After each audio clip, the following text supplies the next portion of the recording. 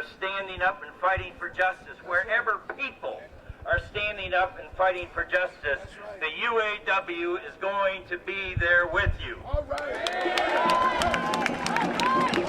There's so many people, friends and families and workers in society today that are losing their homes. The injustice is overwhelming. That's right.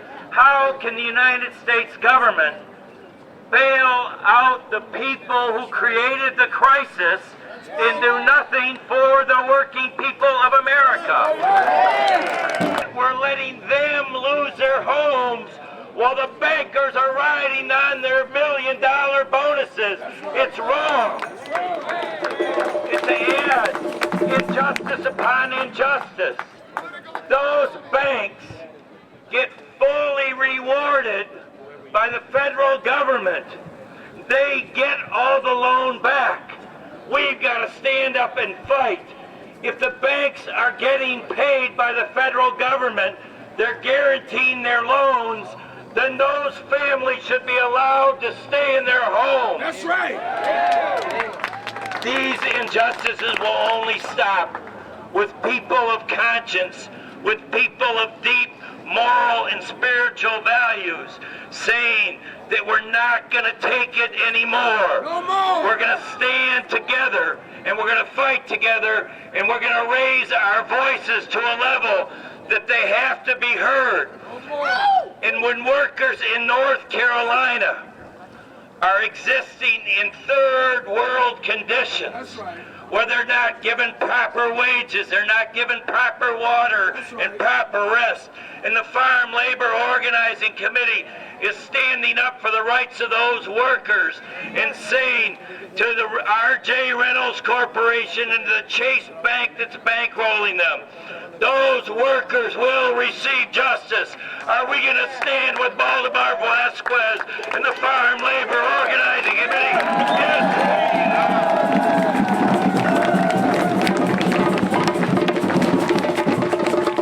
Today we're going to take the next step together. And here's what it is. Look, these campaigns aren't won in one day.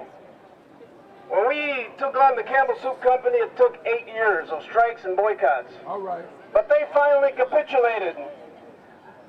We did the Heinz Company, we did the Vlasic Pickle Company, we did the giant Dean Foods Corporation out of Chicago and its subsidiaries, Aunt Jane and Green Bay Foods. Then we took on in the South the Mount Olive Pickle Company that took 5 years before we persuaded them to sit down and negotiate an agreement with workers in North Carolina that we represent. Now we're asking R.J. Reynolds That's right. to do the same, to sit down with those workers in the bottom of their supply chain. That's right. And now that since they don't listen to us, we're going to go to their partners. Their big financial partners is J.P. Morgan Chase. That's right. They're the ones that package the $500 million credit line to them every year. Say it. They're the ones that organize the consortium of banks that allow them to buy other companies. The last one was $22 billion. So J.P. Morgan has incredible influence on this company, and they're complicit in that role of helping R.J. Reynolds exploit the farm workers that cart the tobacco. So that's where we go with J.P. Morgan Chase. Now, what we're asking you to do, all of you who have friends, neighbors who may have an account at J.P. Morgan, Get ready. we're going to ask you to make a pledge that the day after Labor Day, all across this country will withdraw millions of dollars from their bank if they don't sit down and negotiate an agreement with R.J. Reynolds and FLOC. Take it out. Take it out. Because it don't make no sense for us to have money in that bank, That's and right. then they use that money to exploit us. That don't make no sense. That's right. And that ain't right, as our friends from New York say. That ain't right. That ain't right. So we're going to make it right by not allowing our money to be used against ourselves. That's right. I'm Bob King, and I'm the president of the UAW, and we're here to support the fight for justice. The fight for justice includes stopping foreclosures. If we can bail out Wall Street over and over again, if Wall Street executives can get millions and millions of dollars of bonuses, workers and working families in the middle class should keep their homes. We should get a public works program to put people to work These are good, hard-working people that live by the rules, great work ethic their whole lives. Justice would be keeping them in their homes, putting a moratorium on plant closings. Justice also is supporting workers' First Amendment rights to organize and bargain fair contracts. And so we're here to support the Farm Labor Organizing Committee and their struggle to get representation and good contracts at the Reynolds tobacco farms in North Carolina. Thank you so much, Eddie. Can you tell me a little bit about how this relates to the mission of the USSF? Well, the mission is to make a better world, right? And so making a better world means sharing wealth and making sure everybody has justice in society. Why is it important that everyone works together on this? Because our power is each other. Our power is mass movements. The power of the people in control is wealth and greed. Our power is caring about our sisters and brothers and fighting for justice for all. And do you think this marks a movement towards labor really working with other movements on the left represented here at USSF? The only way we can win justice for everybody in society is with a mass movement, a social justice movement. That's going to take labor, religious, all progressive groups coming together and demanding fairness and justice for everybody in society. My name is Gwen Snyder. I'm the director of Philadelphia Jobs with Justice. And could you tell us a little bit about who you are and who you're with? I'm Ed Rowe. I'm the pastor of Central United Methodist Church, where the office for the social forum is on the 4th floor of our church, and we've been part of this organizing piece for about 2 years. Fantastic. And why are you here today? Well, because I think the faith community, if they're going to be faithful to their own scripture and their own faith, they have to be in the street. The faith community that doesn't understand the issue of fighting for justice doesn't understand their own faith. And the churches that are wanting people to only serve those inside the stained glass windows, they don't quite get what it is God is calling them to be.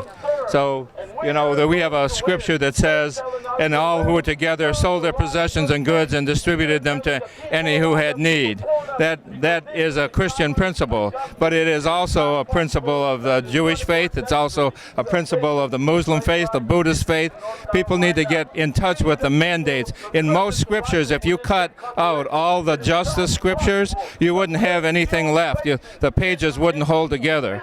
So where are the faith community? The faith community that understands their own roots, they're in the street right now because thousands and thousands of people who had no choice, who got thrown out of their jobs, who made no decisions about what cars to make or what kind of investments to make or how many miles per gallon they were going to make, got thrown out of their jobs, and then they got thrown out of their homes. And now the banks are making billions of dollars off of those same homes. So the injustice is compounded. So where is the church? Where is the synagogue? Where is the mosque? It's got to be in the street. Where else can we be? And how far are you willing to go in this action today? Well, we're willing to do whatever is necessary. We're going to deliver a letter to some responsible person in Chase. We're going to start a dialogue, and if they're willing to start that dialogue, then we'll leave. If not, we may just sit down and have a little prayer right there in the lobby. And how does this relate to the mission of USSF? Well, the social forum is all about bringing people from all over the world, all over the country, who are interested in social justice. And then the issue is, how do we combine with each other so we're not just talking to the choir, but we're making links across this country of people interested in social justice. Because the issue of what the banks are doing relates to the environment, it relates to the issue of racism, it relates to the issue of migrant workers, it relates to everything. And the historic thing that's happening here is that tobacco cutters that are being oppressed by R.J. Reynolds, and Chase Bank has billions of dollars in R.J. Reynolds. So we're joining that effort. Busloads of people from North Carolina are joining us. So this is an historic moment in which the workers in the field that are living in slave camps are joining us in this fight against the banks.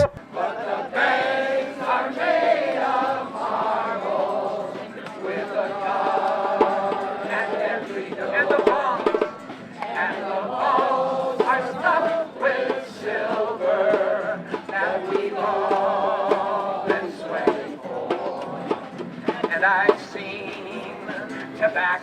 workers work all day and live in shacks. And I heard R.J. Reynolds say we can't afford a fair contract. What about the bank? The banks are made of marble.